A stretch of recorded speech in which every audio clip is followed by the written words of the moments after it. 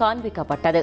நவீன வளர்ச்சியின் காரணமாக இதுபோன்ற கதைகள் படிப்பது அரிதான ஒன்றாக பார்க்கப்படும் பொன்னர் சங்கர் கதையை கலைஞர்கள் நடித்து காட்டியதை அப்பகுதியைச் சேர்ந்த ஏராளமான மக்கள் ஆர்வமுடன் கண்டுகளித்தனர். கோயில் காணிக்கை நகைகளை உருக்கி கிடைக்கும் தங்க கட்டிகளால் பெரும் வருவாயை தமிழ்நாடு அரசு பயன்படுத்துவது இல்லை என தமிழ்நாடு அரசின் உண்மை தகவல் சரிபார்ப்பகம் தகவல் தெரிவித்துள்ளது.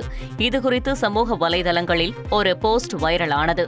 இந்த சூழலில் இது தொடர்பாக தமிழ்நாடு அரசின் உண்மை தகவல் சரிபார்ப்பகம் வெளியிட்டுள்ள தகவலில், தமிழ்நாடு இந்து சமய அறநிலைத்துறையால் நிர்வகிக்கப்படும் கோயில்களில் நேர்த்திக்கடனாக வரும் தங்க நகைகள் உள்ளிட்டவை உருக்கி தங்க கட்டிகளாக மாற்றப்படுகின்றன. பின்பு அந்த தங்க கட்டிகள் கோயில்களின் வங்கிக் கணக்குகளில் டெபாசிட் வைக்கப்படுகின்றன. இந்த கோல்ட் டெபாசிட் மூலம் கிடைக்கும் வட்டித் தொகை சம்பந்தப்பட்ட கோயிலின் பராமரிப்புக்காக மட்டுமே செலவிடப்படுகின்றன. இதில் கிடைக்கும் வருவாயை தமிழ்நாடு அரசு பயன்படுத்துவது இல்லை என விளக்கம் தரப்பட்டுள்ளது. உங்கள் தந்தி ஒன் தொலைக்காட்சியில் அலாவுதீன் தினமும் இரவு 8 மணிக்கு காணத் தவறாதீர்கள்.